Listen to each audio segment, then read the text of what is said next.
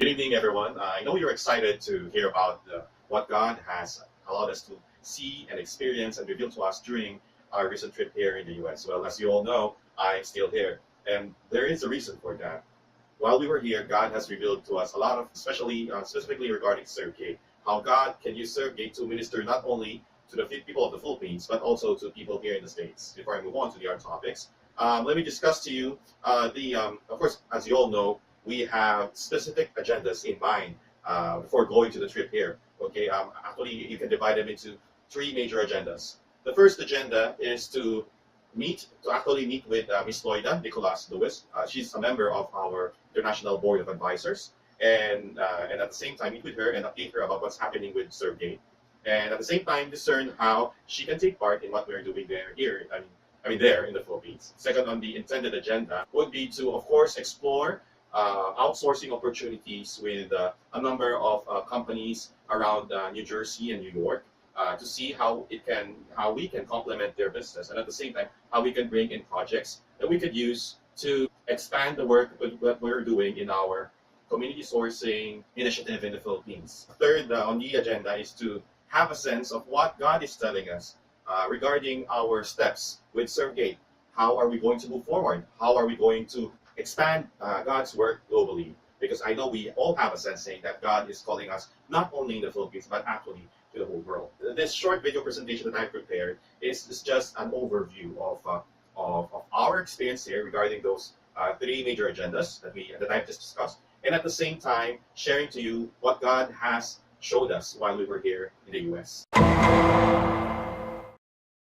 We were invited to meet with her at Harvard Club in New York. While I was trying to document our journey towards our Harvard Club, when I panned the camera to my left, going up the building, there is this word written on the building. It says grace.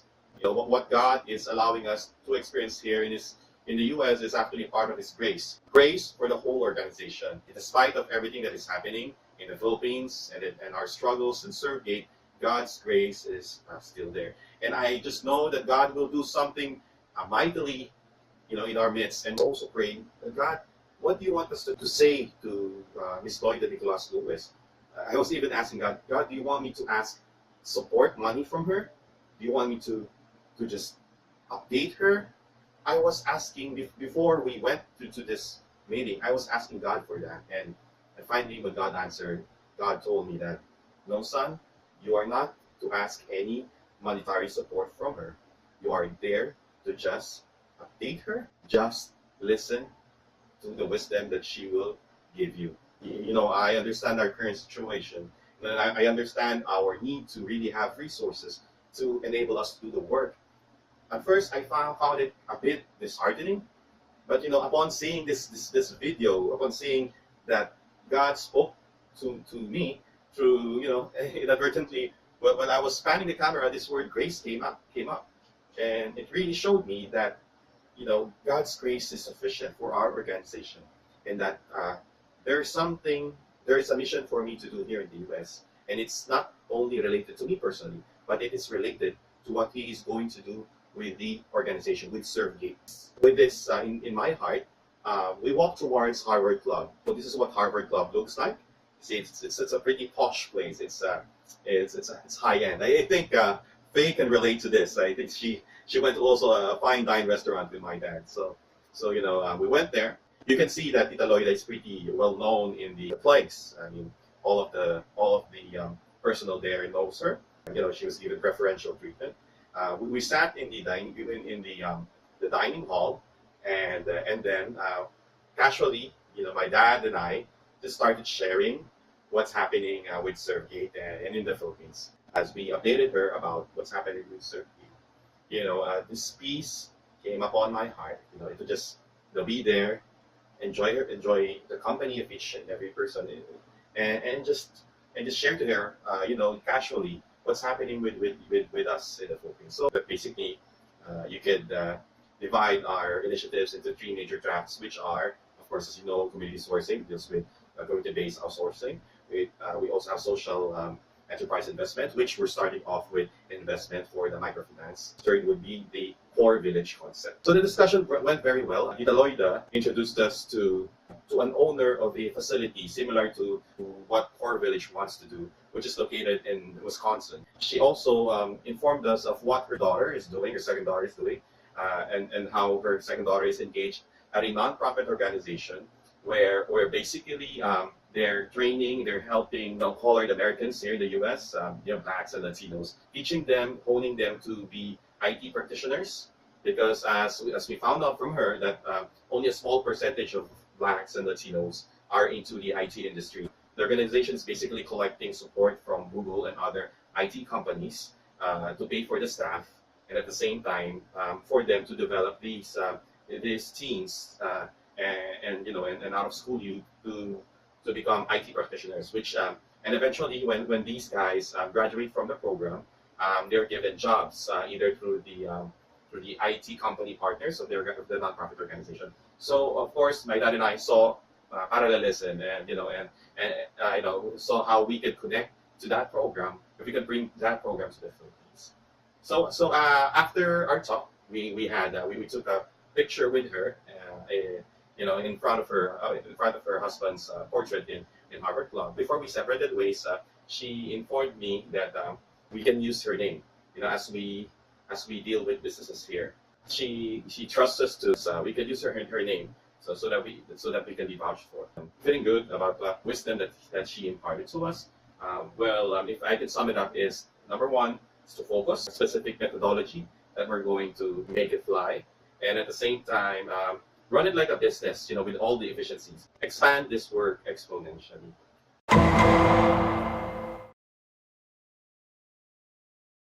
Currently, I am getting in touch with 20 companies around New York and New Jersey. I made some initial introductions via call and also via email. So I'm following this up as I stay here in the U.S. Also, part of the outsourcing possibilities that we can explore. My uncle, where we're staying, Peter Royal Lanchek, is actually a document manager in one of the biggest plaintiff law firm in New York. There's an opportunity for us to provide outsourcing support, trying to see and wait upon the Lord on how it pans out. Targeting other companies when we go to San Francisco. By the 27th of October, we'll be flying to San Francisco. Part of what I'm managing also here in the US is I'm also planning to close another work order with Driven Digitally. I'm just waiting for their confirmation whether they're pushing through with work order number 3. Now for the third item in the agenda, which is Core Village. Through Tita Lloyd and Nicolas Lewis, God has allowed us to meet an owner of a facility in Wisconsin. A part of the Core Village concept is being done by this guy for, I think, more than 20 years already. His name is Jose Flores Jr., and he owns a facility known as Harvest Guest Home. So we met with him via teleconferencing, and he was gracious and kind enough to basically share us his life experience, his business experience regarding running the facility. It is really apparent that God is telling us that the Filipino skill to actually provide care, to provide service with care and love is so badly needed here in the U.S. It is still undeniable that there are a lot of elderly people that are not being taken care of properly here. A lot of the elderly people here are just waiting to die, essentially. And in this place where there's a lack when it comes to providing genuine service with care, with love, especially to the elderly. I want to share with you an experience when my dad and I and my uncles, when we went to CVS, which is a pharmacy. When we went out, we saw this elderly person who was disabled. He was planning to crawl, go into the back of his car, open the hood, and then from there, grab his wheelchair. We saw that about to happen. So my uncle, Peter Rowell, asked this guy whether he needed some help. We helped him get off the car, and I helped in carrying and assembling the wheelchair for him. But I noticed that while we were helping him, I noticed that his pants are full of little scratches, which only goes to show that his usual way of doing it is crawling on the ground. It's like the life is being sucked out of them because they're no longer given any purpose. So having seen this, it really strengthened our belief that what if we start the Core Village concept here in the US, where we could run it in a way that would be financially sustainable, because here, a lot of them would have support from the government. But what a traditional elderly care would do, eat up all of that pension, all of that money, and they just leave the person in the elderly care until the person dies. What if we allow them to rediscover their their life's passion, them engaging the community in whatever facility that God will give us here. And plus, the population of the U.S. is really aging. Even the Filipino nurses and Filipino caregivers that are here, they are also aging. God is showing us this big opportunity for us to take part in this and to be a blessing, not only in the people here as we take care of them, but also to be a blessing with the people in the Philippines. You have young people in the Philippines who wants to have opportunities for them to have gainful employment. You know, and we could meet that need, and at the same time we could meet the need of those here in the States if we have that facility. Why am I left behind, essentially? What happened was, my mind was not really set on staying here.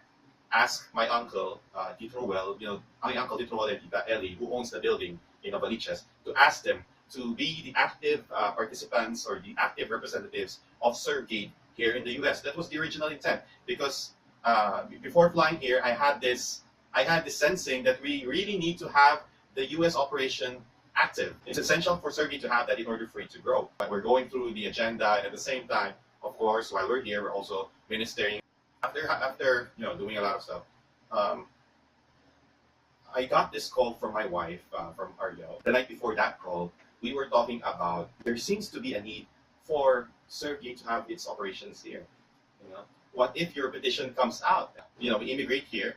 Initially, we comply with the requirements of that paper. Of course, we have to be employed, but of course, at the same time, actively pursue what ServGate needs to pursue here in the U.S. And she was agreeing to do that. We came to the conclusion that personally, me and my wife, we don't want to be employees, for the rest of our lives.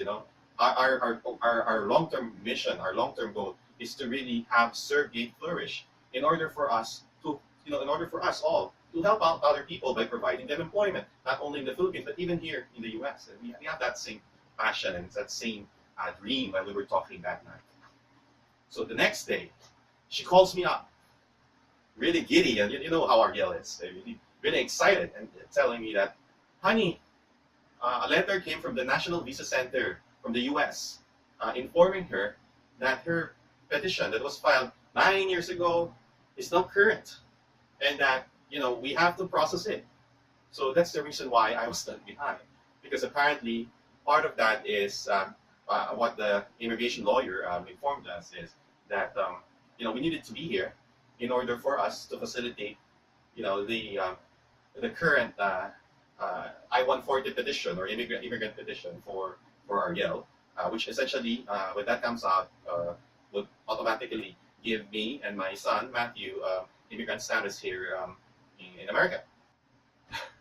So I was really shocked. I mean, my mind was, my mind was racing. I mean, I thought to myself, I haven't even said farewell to the people there in the Philippines, you guys, my sisters, my brothers,